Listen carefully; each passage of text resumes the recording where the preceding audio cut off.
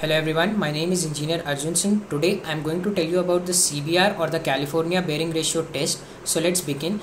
This CBR test is to be performed to determine the strength of the subgrade in any pavement. The strength of the subgrade is very important as it determines the thickness of the layers which is above it. If the strength of the subgrade is high, that means the CBR value is high, and if the strength of the subgrade is higher, then we can reduce the thickness of the layers of the pavement so as to make the whole pavement more economical also, while not compromising on the strength of the pavement. So let's begin. We'll look into the procedure of the CBR test. Now the CBR test consists of a cylindrical mold. Under this cylindrical mold, basically we pour the soil which is being brought from the side, and after the soil is being brought from the soil, it is mixed with water according to the optimum moisture content. After it is being mixed, it is being poured into the apparatus, and after pouring it into the apparatus, the soil is well compacted, and after the compaction takes place, everything is done, it is being finished from the top. The whole apparatus is being placed under the CBR testing machine. In the CBR testing machine, basically a surcharge weight is placed at the surface of the soil, and after the surcharge weight is placed at the surface of the soil, a plunger is released from the top.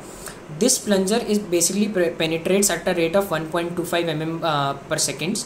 So we need to note down the readings at different penetrations, at say 0.5 mm, 1 mm, 1.5 mm, 2 mm, 2.5, and so on. Now we calculate the CBR or the CBR ratio value at 2.5 and at 5 mm value. Now the CBR value stands for CBR is equals to load which is being taken by the soil upon the standard load which is of the crushed stone aggregates which is being obtained conventionally.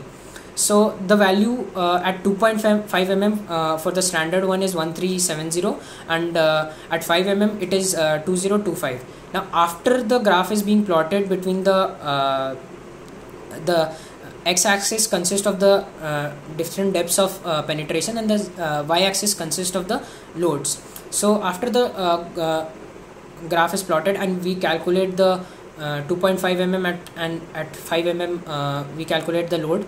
After calculating this, we calculate the ratio of the we calculate the CBR value, and if the CBR value is higher, that means the strength or the strength of the subgrade is higher, and we can opt for less thicker layers of the soil, layers of the pavement above it.